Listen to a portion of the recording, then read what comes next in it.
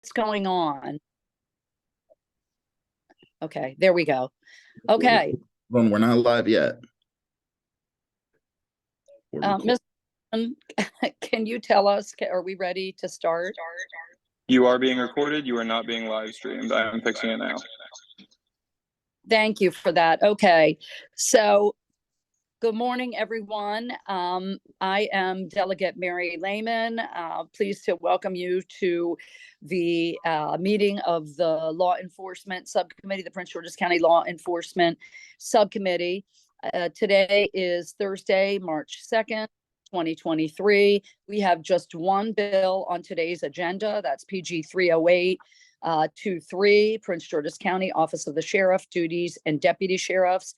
Delegate Jeffrey Long is here to discuss this bill with us and take any questions. But first, I want to thank my subcommittee. You all have been great this year. Thank you for your work. Vice Chair Ivey, thank you so much for stepping in for me a few weeks ago and really quickly dispensing and moving out those two speeding bills affecting 210. Did a great job with that. And then, of course, we had the 4 alcohol bills we were able to move out of the subcommittee last week, and you all did great work on that. We had a number of amendments to consider, and we did that and got those bills on their way. So thank you for your hard work. Mr. Holland, can you please give us a basic description of this Office of the Sheriff and Deputy Sheriff's bill?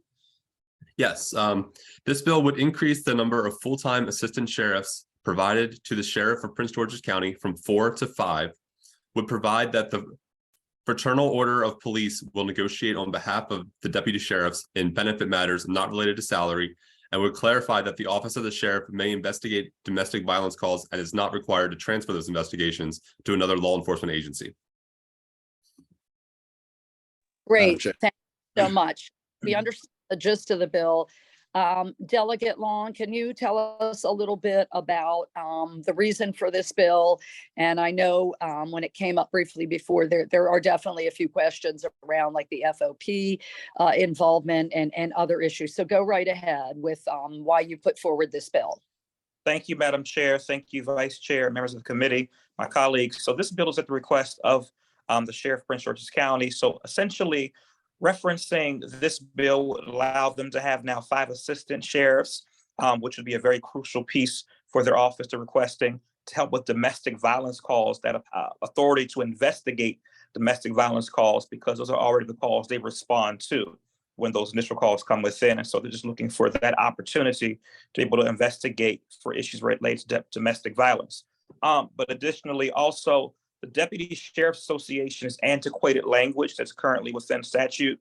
And so they are already tied into the FOP. That would just update that language within statute. So it's not doing anything referencing negotiations or collective bargaining in that respect. It's just updating language and modifying it now to reflect the changes that have happened and taken place internally as far as the system. I'll also note this bill's already passed the Senate, the full chamber, 46-0. Great, thank you for that explanation. And I would like to entertain questions from subcommittee members. Who has questions?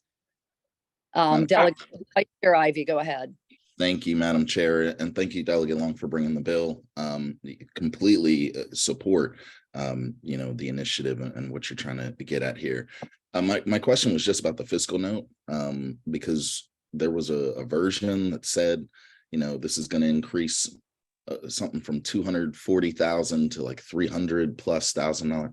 And I just wanted us to go over, or really for council to walk us through the fiscal note. Sure. Yeah.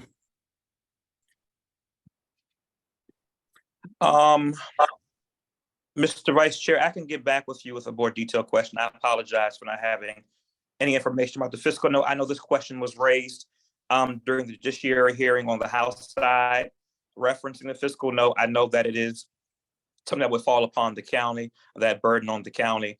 But again, oops. I think he fell off. I just want to make sure there's not a mistake in the fiscal note. Like, I'm ready to move the bill forward. I don't have any resolutions there. Yeah, Vice Chair Ivy, if you could share with the rest of us, because I do not have the fiscal note in front of me, could you tell us what that amount refers to specifically? Is this for one position, is this the totality of the cost of this bill? What is that Right, figure? and that was the issue that I was running into, and I'm trying to find the House bill number, because I see it as a Prince George's bill I right now. House number on my agenda as What is it? 433, but that seems like a low number. I don't know how it got such a low number if it's late file. No, that's the one. Okay, and so Okay. I'm pulling up the fiscal note now. Okay, so Prince George's County expenditures increased by $248,000 in fiscal year 2024, and by a minimum of $331,000 annually thereafter. Right, but we're just adding one position, Yeah. right? So that was my whole. That's my only question. And if the salary there is the difference between, was it 331,000 minus 248, and that comes up with the assistant sheriff's deputy salary, then That's kind of high to me. I agree.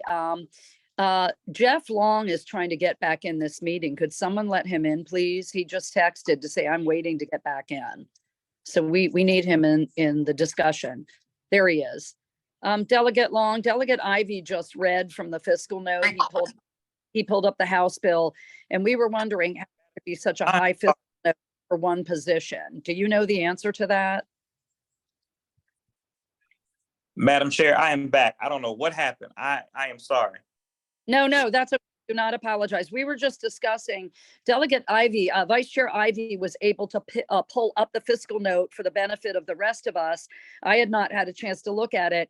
And he is quoting a figure that seems pretty high for what appears to be a single position in the sheriff's department. Can you shed any light on that? Is that accurate?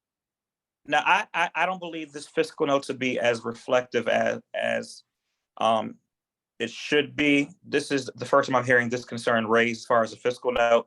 I do know the concern was raised upon the burden it would have upon the county, but that was only from one particular member on the Judiciary Committee when we had the House hearing during the actual full committee hearing. So I've not heard that concern raised outside of today, but I can certainly get back with the committee or get with you offline and just give you some further explanation and information referencing that in a timely fashion. But I have not heard that concern raised until now. So just briefly, I think it would be useful to know that, because I can tell you, and Delegate Holmes can attest to this. First of all, as a side note, it's interesting that the bill went to the Judiciary Committee, because normally local government, bills go to E&T. In fact, we've got the bill this year.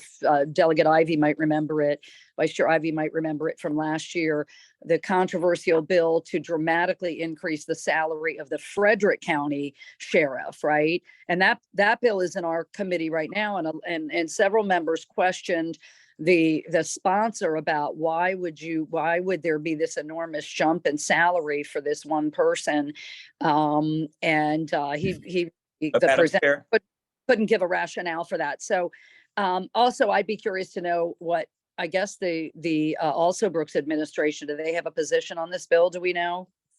Sure. Madam Chair, yes. If I can jump in. So it's not really referencing increasing salary Right. for sheriffs. This is just increasing duties and adding a position. So that would explain the jump, because you're creating a whole new position. It's not raising the salaries for assistant sheriff or for sheriffs. That just strikes me as a lot for one position. Anyway, Delegate Ivy or Vice Chair Ivy, sorry. Do you have a question? Well, it's not so much a question. I feel comfortable moving the bill if this fiscal note even is correct. I'm perfectly comfortable spending, what is it, an extra $350,000 to fight domestic violence. That's not a problem in my books. I just want to make sure that, sometimes there are miscommunications, with people who do the good work that we need behind the scenes here in Annapolis. So I'm not looking to hold the bill or anything like that. I just saw the number, and it was a larger number than I expected. And so I think that there's something there, and, hopefully they can get back to us with that. But Madam Chair, I'd like to move the bill favorably.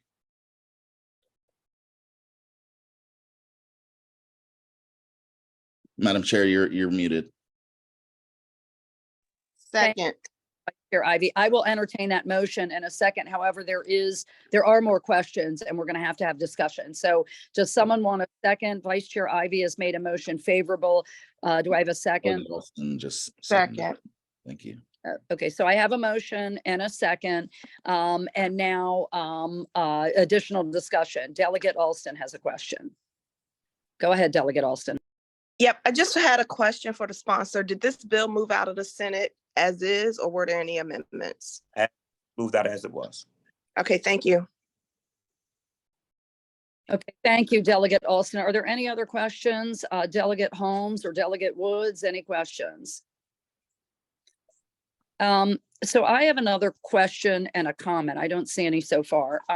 So my comment, I totally agree with Delegate Ivy. We need to do what we can to bring appropriate resources to bear on the issues around domestic violence. This just strikes me as kind of a high amount for a single position, especially when we consider what our police officers get paid. I don't know of too many police officers that, have salaries that high. So it's a little puzzling to me. But I have a question around the issue of response to domestic violence. And I know a little bit about this. I don't claim to be, the expert, but from my 8 years on the county council, periodically there were conversations about the responsibilities of the Prince George's County Police Department versus the Sheriff's Department, including around responses to domestic violence. And if I remember it correctly, there was only, at least back in the day, there was only one police district. It was tied to police districts, and I believe it was Police District 2. It was an inside the Beltway community where sheriffs, deputies, sheriffs, the Sheriff's Department uniquely dealt with domestic violence cases. It was not countywide. And there were periodic conversations about whether that should be expanded because the Sheriff's Department, had gotten very adept at dealing with those situations, or whether it should remain limited to that one part of Prince George's County. Does that bill address this issue? No, ma'am, not in essence. And hearing, if I believe I understand your question correctly, all this is because of the fact that the sheriff's office are the ones that already respond to domestic violence calls, and that MOU they have with the police department. This will then give them that ability to not have to share or transfer this particular investigative power or notify the other agencies in the counties. But this will give them that right without notifying the other agencies in the county, as far as the police departments, the authority to go ahead and investigate those calls solely in their own jurisdiction, because they're responding to the calls to begin with initially. Okay, so this, in other words, goes to the next step beyond responding to the call and continuing to investigate the case. But as far as Correct. you know, limited to that one part of Prince George's County, or at least the Correct. bill does not appear to expand that. And I will point you to the fiscal note that normally in current law states that when an investigation commences by the sheriff's office, they're required to immediately notify the appropriate law enforcement agency that has jurisdiction over the matter and transfer the investigation request. This will just allow them to not have to do that, but allow them within their own ranks to investigate these matters accordingly. Okay, that's very helpful. One other question. So I go back to the question about the county exec shop. What about the Prince George's County Police Department? Did they take a position on this bill at all? There's been no opposition. I don't believe there has been a position from opposition from the county executive, but both of the sheriffs and their assistant deputy sheriffs came and supported, and the county executive's office remained pretty silent and neutral on the issue. Okay, well, that satisfies my questions. Does anyone else have any questions or comments? We do have a favorable motion on the table in a second. I just want to, Madam Chair, my apologies. No, go right ahead, Vice Chair Ivy, go ahead. Delegate Long for his leadership on this issue. We know that it's been plaguing our county for decades. And, when the two of us were probably, 5 or 6 or so, there were races countywide where people were actually saying that domestic violence doesn't happen here in Prince George's County. So it's a pleasure to work with you on this and on future bills as well. So thank you for bringing it. Thank you, Mr. Vice Chair. I appreciate you. And thank you, Madam Chair. for your questions. They're definitely necessary, and I appreciate your leadership as well. Absolutely. And it is a very important issue, and it happens everywhere, unfortunately. And so thank you for bringing the bill, Delegate Long. So we have a motion favorable and a second. Delegate Ivy, anything else? Okay. So Mr. Howland, can you please call the roll? Yes. Hang on Delegate, one second. I'm an aye, but I needed to add something to the Oh. discussion. Not see your hand raised. Go right ahead, Delegate Alston. It wasn't, and I apologize. I'm getting texts as we speak from the sheriff to clarify the physical note. So the position itself will pay $190,000. It's the fringe and benefits that's associated with the position that's driving up the cost. Thank you. You're welcome. Okay, thank you for that, Delegate Alston. So Mr. Howland, could we proceed with the vote, please? yes. Delegate Austin, Aye. Delegate Holmes, Delegate Ivy, Yes. Delegate Woods, Yes. and Madam Chair. I vote yes. And did we lose Delegate Holmes? Yes, he's not in the call anymore, but that is 4 votes in aye. Okay, great. Well, then the motion carries. We need, I believe, a minimum of 4 votes to move the bill out, correct, Mr. Yes, Howland? yes. Well, great discussion, great bill, Delegate Long. Thank you for being here with us to field those questions. And so we have moved, as far as I know, our final last remaining bill out of the Law Enforcement Subcommittee. I don't think we have any further business. Mr. Howland, do you know of any further business? Not that I'm aware of. Madam- Mr. Delegate Holmes is back with us. Delegate Holmes, we voted out the bill because we lost you. So you can, I think, vote for it in full delegation. Thank you I'm sorry, I'm back and forth between law enforcement and bi-county, so I apologize, Madam Chair. Yeah, no worries about that. We got the requisite 4 votes that we needed. We All right. certainly stand trying to multitask. So we thank Yes. you for back in. And so if we have no more business, I will entertain a motion to adjourn this meeting. So moved. Thank you. Okay, And again, Madam Chair, I apologize for the ping pong. Yeah, I'm so No. sorry. please, no reason to. So that concludes this meeting of the Law Enforcement Subcommittee. I do not know of a reason for us to meet next Thursday, but stay tuned. If something comes up, we may need to. But as of right now, we have no more business pending before this subcommittee. So thank you, everyone. See you on the floor and have a great day. Thank you. Bye-bye. Thank you.